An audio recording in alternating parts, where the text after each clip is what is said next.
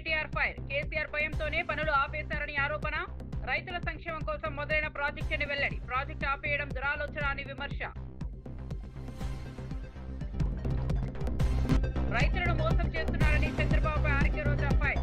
Urea black మార్కెట్లో అమ్ముతున్నారని ఆరోపణ. ఏడాది రోజులుగా రైతులకు నరకం చూస్తున్నారని విమర్శ. అన్నదాత కష్టాలు రెట్టింపు చేశారని వ్యాఖ్యలు.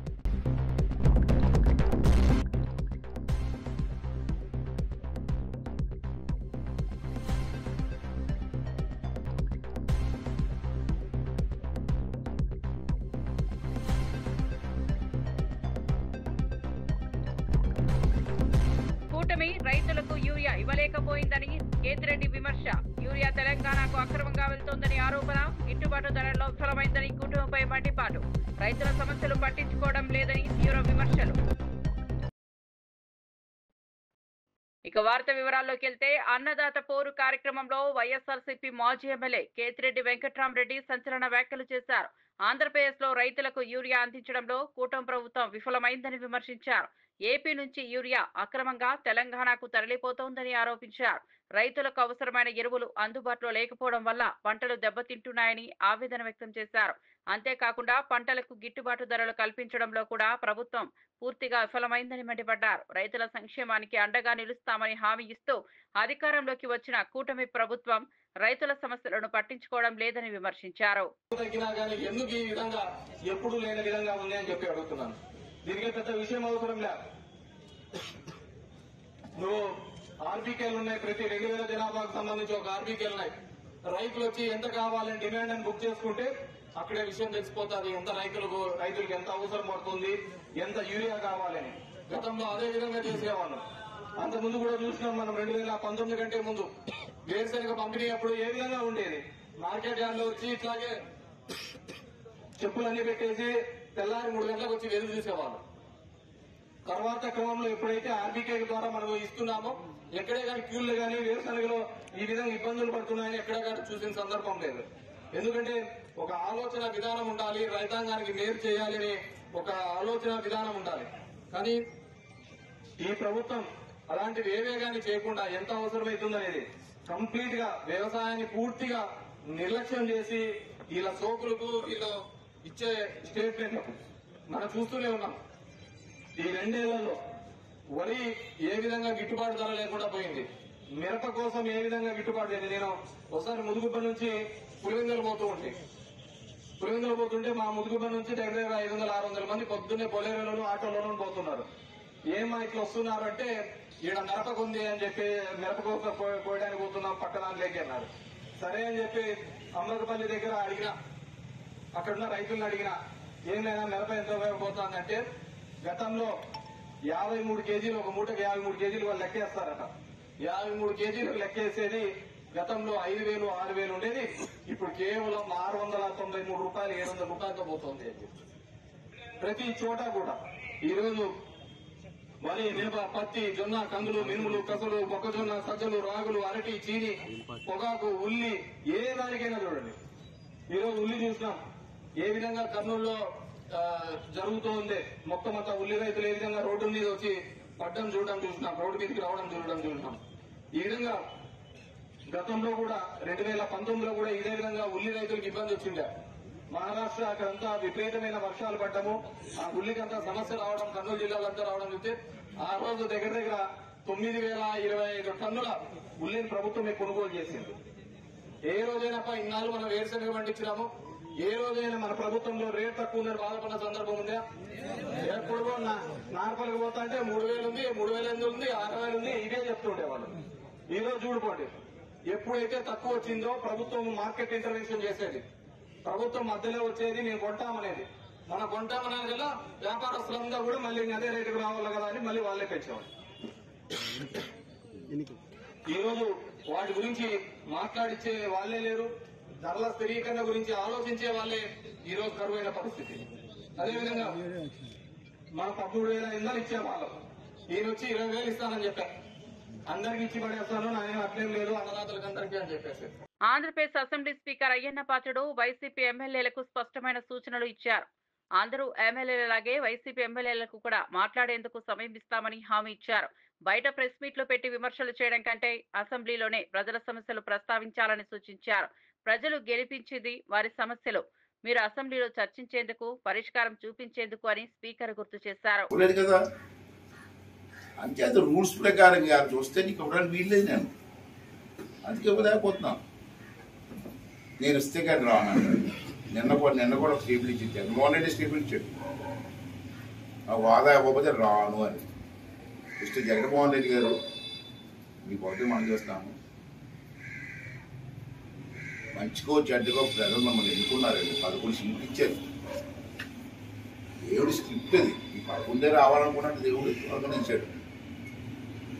కానీ మీరు చేస్తారు తప్పేంటంటే సంవత్సరం 3 నెలలు అయింది. ఇప్పుడు వచ్చి ఒక్కసారి కూడా మీరు అసెంబ్లీకి రాలేదు. ఫస్ట్ డే ప్రమాణ స్వీకారం తప్పించి రాలేదు. ఇది రాజ్యాంగం పద్ధతి కాదు. మనం రాజ్యాంగ పద్ధతిలో నడాలి, రాజ్యాంగం చెప్పినట్టు చేయాలి. ఈ పెద్దలు ఇచ్చిన రూలింగ్. మీరు 11 మంది ఎలా గెలిచారండి? ప్రజలు ఓట్లేస్తే గెలిచారు. ఆ ప్రాంతాలకు సమస్యలు వస్తే అసెంబ్లీలో మాట్లాడతారు, మా తరపున కదా మీకు ఓట్లేశారు. మరి మీరు ఎందుకు అసెంబ్లీకి రావట్లేదు? ఆ ఎమ్మెల్యేలు పాపం వచ్చి ఆ ప్రజా సమస్యలు, ఆ ప్రాంతంలో ఉన్న సమస్యలు చెప్పుకునే అవకాశం లేకుండా చేస్తారా? ఆ ప్రజలు ఎంత ఇబ్బంది పడుతున్నారండి? పోనీ ఇవన్నీ చెప్పారు. రోజు మా ప్రెస్లో మాట్లాడుతున్నాం. ఈ మాట్లాడింది మీ అసెంబ్లీకి వచ్చి అసెంబ్లీలో మాట్లాడు. నేను నిన్ను ఆహ్వానిస్తాను. రేపు 18 నుంచి అసెంబ్లీ ఉంది. మళ్ళీ అసెంబ్లీ నుంచి రేపు 18 పెట్టాను. రా అసెంబ్లీకి రా. 11 ఎమ్మెల్యేలు కలిసి రండి, మీ సమస్యలు మాట్లాడండి. ప్రభుత్వం చేస్తున్న విధానం గురించి ఏం తప్పులు ఉంటే విమర్శించండి, సరిదిద్దుకోమని చెప్పండి. అసెంబ్లీలో మాట్లాడుతూ ఉన్నటువంటి ఉపయోగం ఏంటంటే అక్కడ మంత్రులు ఉంటారు, ముఖ్యమంత్రి ఉంటారు, డిప్యూటీ ముఖ్యమంత్రి ఉంటాడు, అధికారులు ఉంటారు. మీరు ఎప్పుడైతే అసెంబ్లీలో మాట్లాడతారో అసెంబ్లీ రికార్డ్ అవుతుంది. దానికి వెంటనే మంత్రి గారి సమాధానం చెప్పాలి. అసెంబ్లీలో ఉన్నది ఉన్నట్టు చెప్తాడు, లేకపోతే పరిశీలిస్తానండి, తప్పనిసరి చేస్తాను మంత్రి సమాధానం చెప్తారు. మరి నువ్వు ధైర్యంగా అసెంబ్లీలో అడుగు పెట్టకుండా ఈ సమస్యలు చెప్పకుండా బయట ప్రెస్ మీట్ పెట్టి మాట్లాడితే ఎంత సపోజ్? ఒక వేదిక ఉంది మనకి, అఫీషియల్ వేదిక. తెలంగాణ ప్రజలతో బీఆర్ఎస్ సంబంధం ఇక మిగల్లేదని ప్రభుత్వ విప్ ఆది శ్రీనివాస్ తీవ్రంగా విమర్శించారు. పార్టీ పేరు మార్చుకున్న రోజే పేగుబంధం తెంచుకున్నారని అన్నారు. తెలంగాణ వాదాన్ని కేవలం సెంటిమెంటల్ గా వాడుకోవడమే తప్ప ప్రజల కోసం ఏమీ చేయలేదని ఆరోపించారు. తెలంగాణ బిడ్డ ఉపరాష్ట్రపతి పదవికి బరిలో ఉన్నప్పుడు బీఆర్ఎస్ ఎందుకు ఓటు వేయలేదని ప్రశ్నించారు. అందుకే నేను ఈ మధ్యలో ఒక మాట అన్నా, టీఆర్ఎస్ పార్టీని బీఆర్ఎస్ పార్టీగా మార్చుకున్న రోజే తెలంగాణ ప్రాంత ప్రజలతో పేగుబంధం తెంచుకున్నారు మీరని చెప్పాను. తెలంగాణ సెంటిమెంట్ రంగరించి అధికారం రావాలని చెప్పండి. పదే పదే పక్కన ఆంధ్ర రాష్ట్రంతో పోలుస్తూ, ఆంధ్ర రాష్ట్రానికి సంబంధించి చంద్రబాబును బూచిగా చూపిస్తూ తెలంగాణ వాదాన్ని సెంటిమెంట్గా రంగరించాలని చూడడమే తప్ప మీరు తెలంగాణ ఇచ్చిన మీరా కుమారికి ఆ రోజు ఎందుకు ఓటేయాలో సమానం చెప్పాలి. తెలంగాణ కోసం పోరాటం చేసినట్టు తెలంగాణ బిడ్డ ఈరోజు ఉపరాష్ట్రపతిగా బరిలో ఉంటే ఎందుకు ఓటేయారో ఈరోజు తెలంగాణ ప్రజలకు సమానం చెప్పాలి. మొన్ననేమో యూరియా ఎవరిస్తే వారికి ఓటేస్తామంటారు. అంటే కేటీఆర్ గారి మాటలు ఎంత చౌకగా ఉండే ఆలోచించాలి. మాజీ మంత్రి ఆర్కే రోజా రైతుల సమస్యలపై చంద్రబాబును తీవ్రంగా విమర్శించారు. రైతులు నిట్ట నిలువునా మోసం చేస్తున్నారని ఆరోపించారు. రాష్ట్రంలో యూరియాను బ్లాక్ మార్కెట్లో అమ్ముకుంటూ రైతాంగాన్ని దోచుకుంటున్నారని మండిపడ్డారు. 7 రోజులుగా రైతులకు నరకం అంటే ఏంటో చూపిస్తున్న ప్రభుత్వం ఇదేనని ఎద్దేవా చేశారు. అన్నదాతను ఆదుకోవాల్సిన బదులు వారి కష్టాలను రెట్టింపు చేస్తున్నారని రోజా వ్యాఖ్యానించారు. మూకుమ్మడిగా అందరినీ కూడా నిట్ట నిలువునా మోసం చేస్తున్నారో మీరు అందరూ గమనిస్తున్నారు. ముఖ్యంగా ఈ రోజు చూస్తే కూటమి ప్రభుత్వం అధికారంలోకి వచ్చి 15 నెలలు అవుతుంది. ఈ 15 నెలల్లో రైతుల జీవితాలకి నరకం చూపిస్తున్నారు. ఈరోజు రైతులకి వాళ్ళు చెప్పిన రైతు భరోసా సంవత్సరానికి 20,000 అన్నారు. 2 సంవత్సరాలు అవుతుంది. 5,000 వేసి చేతులు దులుపుకున్నారు. 35,000 ఎక్కడ అంటే పట్టించుకునే నాదుడు లేదు. అలాగే మీరు చూస్తే రైతు భరోసా కేంద్రాల ద్వారా, సహకార సంఘాల ద్వారా రైతులకు ఎంత అవసరమైతే అంత ఎరువులు, యూరియా, విత్తనాలు, పురుగుల మందులు, యంత్రాలు అన్నీ కూడా జగన్మోహన్ రెడ్డి గారు సరఫరా చేసేవారు. కానీ ఈ రోజు కనీసం రైతులు తాము పెట్టుకున్న పంటకి కాపాడుకోవడం కోసం యూరియాని అడగటానికి వెళ్తే యూరియా లేదు. మరి కేంద్రం ఇచ్చిన లక్షల టన్నులు యూరియా ఏమైంది రైతులకు ఇవ్వకుండా అంటే ఈరోజు తెలుగుదేశం పార్టీ నాయకులు, వ్యాపారస్తులు కుమ్మక్కై దాన్ని బ్లాక్ మార్కెట్ లో అమ్మేసి ఈరోజు ఏ విధంగా రైతుల జీవితాలతో చెలగాటమాడుతున్నారో మీ అందరూ కూడా గమనిస్తున్నారు. ముఖ్యంగా నా నియోజకవర్గం నగిరి గురించి నేను చెప్తాను. స్టేట్ అంతా ఎలా జరుగుతుందో మీకే అర్థమవుతుంది.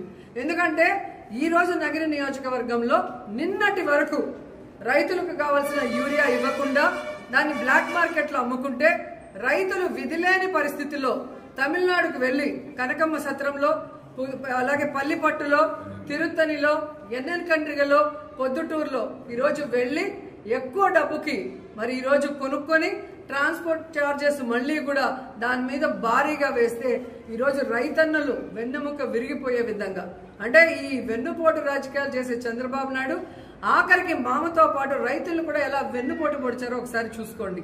ఎందుకంటే ఆయన వ్యవసాయం దండగాని తన మనసులోని మాట బుక్ రాసిన గొప్ప మేధావి. అలాంటి వాడిని నమ్మినందుకు ఈరోజు రైతన్నల జీవితాలు సర్వనాశనం చేశారనేది మీరు అర్థం చేసుకోవాలి.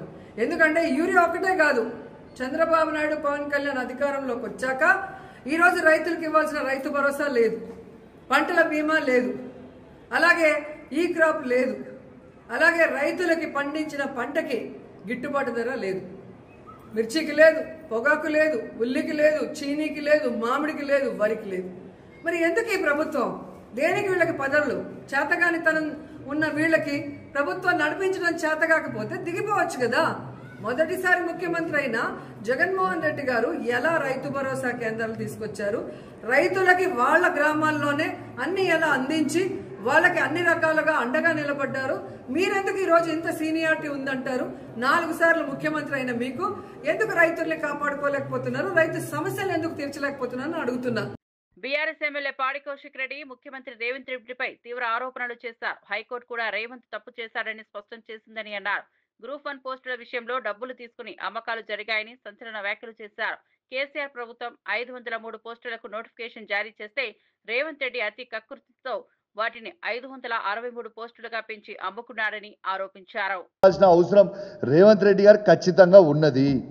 ఇలా హైకోర్టే ఇలా తప్పుడు తడక, ఇలా తప్పుడు చేసినావు నువ్వు, ఇలా ఖచ్చితంగా రీవాల్యుయేషన్ అని చేయండి, లేకుంటే మళ్ళా ఎగ్జామే రీషెడ్యూల్ చేయండి 8 months లోపల అని స్వయంగా ఇలా హైకోర్టే చెప్పింది. ఎస్, నేను దీని గురించి 6 నెలల ముందే చెప్పిన, మళ్ళా చెప్తున్నా గట్టిగా చెప్తున్నా వినండి. ఇలా రేవంత్ రెడ్డి గారు కాంగ్రెస్ ప్రభుత్వం బరాబర్ గ్రూప్ 1 పోస్టులు అన్నీ కూడా అమ్ముకున్నది.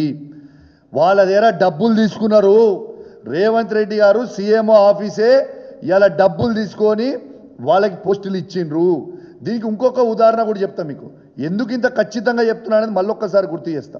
కేసీఆర్ గారు గ్రూప్ 1 నోటిఫికేషన్ వేసిన రోజు 503 పోస్టులకు వేసి గ్రూప్ 1 నోటిఫికేషన్ వేసిన తర్వాత అదే కంటిన్యూ చేస్తే బాగుండు, కానీ వీళ్ళు అతి కకృతి కదా.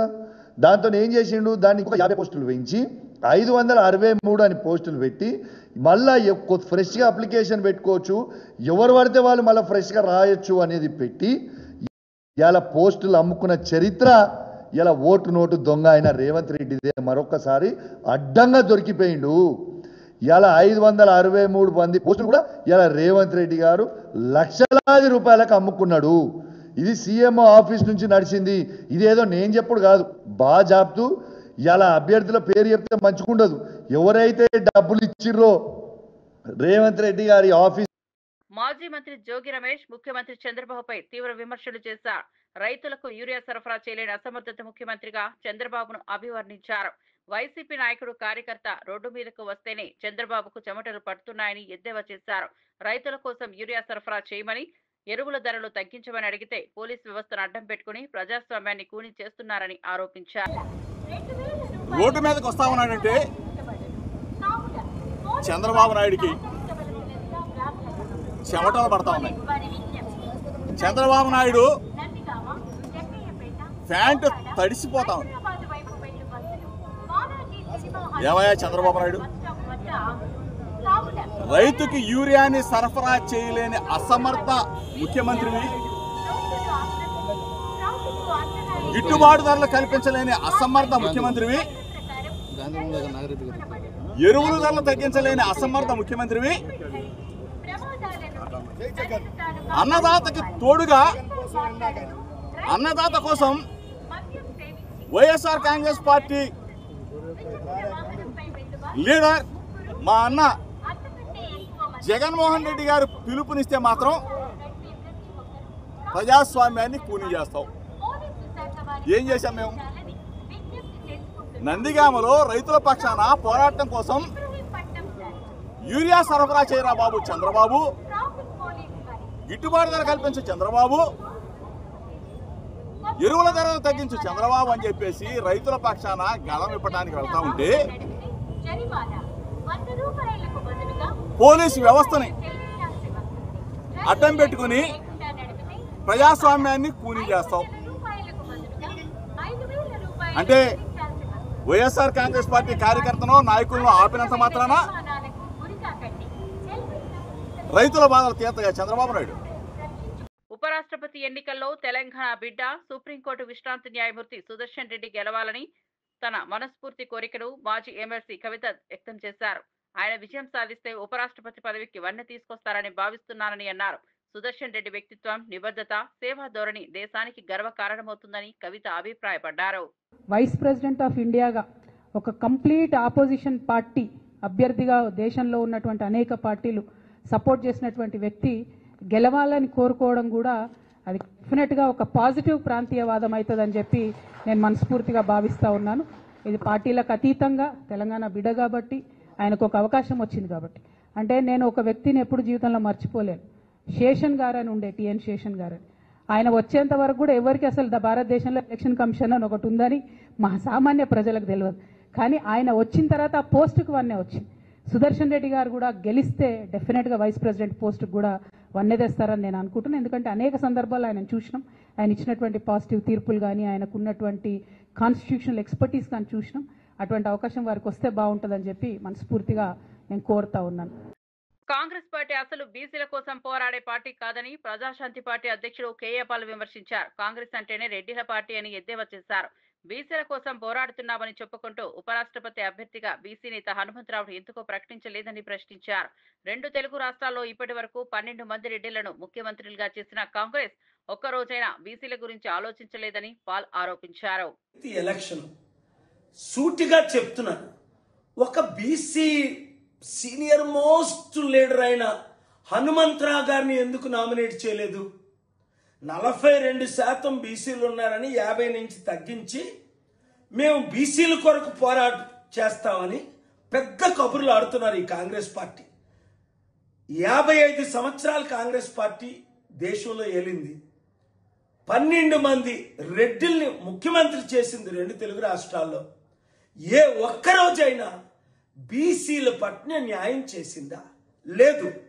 అదే ఒక హనుమంతరావు గారు లాంటి క్యాండిడేట్ని పెట్టమని నేను రికమెండ్ చేశాను, ప్రపోజ్ చేశాను. వాళ్ళ ఎంపీలు ఉంటుండగా మాట్లాడాను, చేయలేదు. చేసుంటే మోదీ మెడలో వంచి 788 ఎంపీలతో బెట్టింగ్ యాప్ లోక్సభలో రాజ్యసభలో బిల్లు పెట్టి పాస్ చేయించానా లేదా? అంటే బహుజన్లారా, బీసీ, ఎస్సీ, ఎస్టీ, క్రిస్టియన్, ముస్లిం ఆలోచించండి. నేను చెప్తుంది సత్యమా కాదా? కాంగ్రెస్ పార్టీ రెడ్డిల్ది. పాలమూరు రంగారెడ్డి ఎత్తిపోతల పథకం నిలిపివేతపై సీఎం రేవంత్ రెడ్డిపై బీఆర్ఎస్ వర్కింగ్ ప్రెసిడెంట్ కేటీఆర్ తీవ్ర స్థాయిలో విమర్శలు గుప్పించారు. కేసీఆర్ హయాంలో ఈ ప్రాజెక్టు పనులు 90% పూర్తయ్యాయని, మిగతా 10% పనుల కోసం భూసేకరణ కూడా జరిగిందని గుర్తు చేశారు. ఆ పనులను పూర్తి చేస్తే కేసీఆర్ పేరును ప్రజల గుండెల్లో నిలుపుకుంటారని తెలిసి అదే భయంతోనే ప్రాజెక్టును పడావు పెట్టారని కేటీఆర్ ఆరోపించారు. కేసీఆర్ కృషి, తెలంగాణ రైతుల సంక్షేమం కోసం ప్రారంభించిన ప్రాజెక్టును ఇలా నిలిపివేయడం దురాలోచన తప్ప మరేదేది కాదని ఆయన విమర్శించారు. పాలమూరు జిల్లా నుంచి 12 సీట్లు కాంగ్రెస్ పార్టీకి ప్రజలు ఇచ్చిన తర్వాత ప్రజలు ఆశ పెట్టుకున్నారు. మా జిల్లా బిడ్డ ముఖ్యమంత్రి అయితే మా జిల్లాకు కొంత ప్రయోజనం అనుగురుతుందని, లాభం జరుగుతుందని, తప్పకుండా ఫలితాలు శరవేగంగా వస్తాయని, 6 గ్యారంటీలు 100 రోజుల్లోనే అమలు అవుతాయని, పాలమూరు బ్రతుకు ముఖ చిత్రం మారుతుందని ఇట్లా ఎన్నో ఆశలతో 12 సీట్లు ఉమ్మడి పాలమూరు జిల్లాలో, ఉమ్మడి మహబూబ్నగర్ జిల్లాలో ప్రజలు కాంగ్రెస్ పార్టీకి ఇచ్చినారు. మరి సరిగ్గా నిన్నటితో ఒక నెలలు నిండి 22వ నెలలో ఈ ప్రభుత్వం నడుస్తా ఉన్నది. వాస్తవం ఏంది అంటే పెద్దలు కేసీఆర్ గారి నాయకత్వంలో పాలమూరు రంగారెడ్డి ఎత్తిపోతల పథకం కింద 90% పనులు పూర్తి చేసి, రిజర్వాయర్ల నిర్మాణం పూర్తి చేసి, మరి ఇప్పటికే భూసేకరణ గాని ఇప్పటికే చేయాల్సిన అన్ని కార్యక్రమాలు కూడా పూర్తి చేసి ఒక వడ్డిచ్చిన విస్తరిలాగా అప్పజెప్పి రేవంత్ రెడ్డి గారికి, కాంగ్రెస్ ప్రభుత్వానికి అప్పజెప్పి మేము గద్దె దిగాం డిసెంబర్ 23లో. ఇప్పుడు కేవలం రేవంత్ రెడ్డి గారు చేయాల్సిన పనల్లా ఒక 10% పని పూర్తి చేసి, కాలువలు పూర్తి చేసి నీళ్లు బ్రహ్మాండంగా తీసుకునే అవకాశం ఉంది, ఇచ్చే అవకాశం ఉన్నది. మరి ఆ పని చేయకుండా రేవంత్ రెడ్డి గారు ఏం చేస్తున్నారు? ఎక్కడ వెంటనే పూర్తి చేస్తే ఇదంతా కేసీఆర్ గారు కట్టిన కరివేనా, ఇదంతా కేసీఆర్ గారు కట్టిన వట్టెం రిజర్వాయరు, ఇది కేసీఆర్ కట్టిన ఉద్దండాపూర్ రిజర్వాయరు, ఇది కేసీఆర్ గారి ప్రభుత్వం కట్టిన నార్లాపూర్ రిజర్వాయరు అని చెప్పి, ఏదుల రిజర్వాయరు అని చెప్పి ప్రజలకు గుర్తొస్తుంది. రైతులు శాశ్వతంగా మళ్ళీ కేసీఆర్ గారి పేరుని మర్చిపోకుండా గుండెల్లో పెట్టుకుంటారు అనే ఒక ఆలోచనతో, ఒక దురాలోచనతో ఆయన కావాలని పాలమూరు రంగారెడ్డి ఎత్తిపోతల పథకాన్ని ఇవాళ పనులు చేయకుండా దాన్ని పడావు పెట్టిన పరిస్థితి మొత్తం ఉమ్మడి మహబూబ్ నగర్ జిల్లా రైతాంగం గమనిస్తా ఉంది. గ్రూప్ 1 విషయంలో హైకోర్టు ఇచ్చిన తీర్పు ప్రభుత్వానికి చెంపబెట్టు అని బీఆర్ఎస్ నేతలు విమర్శించడంపై మంత్రి హరీష్ రావు కౌంటర్ ఇచ్చారు. మీ మానసిక స్థితి ఎలా ఉందో అర్థమవుతోందని హరీష్ వ్యాఖ్యానించారు. నీళ్లు, నిధులు, నియామకాల పేరుతో తెలంగాణలో 10 ఏళ్లు అధికారంలో ఉన్న బీఆర్ఎస్ ప్రభుత్వం ఏం సాధించని ప్రశ్నించారు. సో ఇలా ఆ రకంగా ఎల్లంపల్లి ప్రాజెక్ట్ నీళ్ళు వస్తున్నాయని మాట్లాడతాడు ముఖ్యమంత్రి అమాయకంగా. నువ్వు అమాయకమేమో కానీ ప్రజలు కాదు కదా. అసలు ఎల్లంపల్లి ప్రాజెక్ట్ కెపాసిటీ 20 టీఎంసీలు, దాని డెడ్ స్టోరేజే 3 టీఎంసీలు, ఉండేటి 17. ఆ 17కు దాని సొంత ఆయకట్టు 1,65,000 ఎకరాలు ఉంది, అంటే 12 టీఎంసీలు కావాలి దానికి. దాని కింద ఎన్టీపీసీకి మనం నీళ్ళు ఇస్తాం. ఎన్టీపీసీ విద్యుత్ ఉత్పత్తికి ఎల్లంపల్లి ద్వారా 6.5 టీఎంసీల నీళ్ళు ఇస్తాం. మంచిర్యాల నియోజకవర్గం గూడెం లిఫ్ట్కు 3 టీఎంసీలు వాడుకుంటాం. లోకల్ రామగుండం లిఫ్ట్కు 1 టీఎంసీ నీళ్లు వాడుకుంటాం. అట్లే ఆ ఎరువుల కర్మాగారానికి కూడా ఒక 2 టీఎంసీలు ఇస్తాం. అసలు నీళ్ళు ఎక్కడనే ఎల్లంపల్లి సామర్థ్యమే 20, అక్కడ దాని వినియోగమే 20కి పైగా ఎక్కువ ఉన్నది. నేను ఎల్లంపల్లి నీళ్ళు తెస్తున్నా హైదరాబాద్కు, 20 టీఎంసీలు తెస్తారట హైదరాబాద్కి. ఎక్కడికి వస్తాయి 20? ఎల్లంపల్లి కెపాసిటీ 20, డెడ్ స్టోరేజ్ 3 పోతే ఉండేది 17. ఆ 17లో ఎన్టీపీసీకి 6.5, గూడెం లిఫ్ట్కు 3 పోతాయి. అదేవిధంగా లోకల్ లిఫ్ట్కు 1 టీఎంసీ పోతుంది. రామగుండం ఎరువుల కర్మాగారంకు 2 టీఎంసీలు పోతాయి. దానికే ఎక్కువ ఉన్నది. అది కూడా that will be supplemented again. నేను ఆ 20కి 20 హైదరాబాద్ తెస్తున్నా అంటాడు. అంటే ఎవరి చెవులలో పువ్వు పెడుతున్నావు? ఎందుకు ఈ గోబల్స్ ప్రచారము? ఆ కుర్చీకున్న గౌరవాన్ని ఎందుకు తగ్గిస్తా ఉన్నావు? గ్రూప్ 1 పరీక్షల నిర్వహణలో భారీ గోల్మాల్ జరిగిందని మరోసారి ఆరోపించారు బీఆర్ఎస్ నేత రాకేష్ రెడ్డి. దేశ చరిత్రలో ఏ పబ్లిక్ సర్వీస్ ఎగ్జామ్లోనూ మెయిన్స్, ఫిలిమ్స్ కు విడివిడిగా హాల్ టికెట్లు ఇవ్వలేదని, తెలంగాణలో మాత్రం అలాంటి వ్యవహారం జరిగిందని తీవ్ర స్థాయిలో విమర్శించారు. జీవో 29 ద్వారా బీసీ, ఎస్సీ, ఎస్టీ విద్యార్థులకు కాంగ్రెస్ ప్రభుత్వం తీవ్రమైన అన్యాయం చేసిందని ఆరోపించారు. దీన్ని రద్దు చేయాలి, ఇది కరెక్ట్ కాదు, ప్రభుత్వం దీనికి సమాధానం చెప్పాలని చెప్పి నిరుద్యోగుల పక్షాన మేము అడిగిన ఆ రోజు. కానీ ఆ రోజు సమాధానం చెప్పలే. కేసీఆర్ గారి ప్రభుత్వము బీద బడుగు బలహీన వర్గాలకు, ఎస్సీ, ఎస్టీ పిల్లలకు న్యాయం చేయాలని జీవో 55 తీసుకొస్తే ఈరోజు దాన్ని కాలరాసి జీవో 29 తీసుకొచ్చి బీద బడుగు బలహీన వర్గాలకు, ఎస్సీ, ఎస్టీలకు అన్యాయం చేసింది వాస్తవమా కాదా అని చెప్పి ఈ సందర్భంగా అడుగుతున్నాం.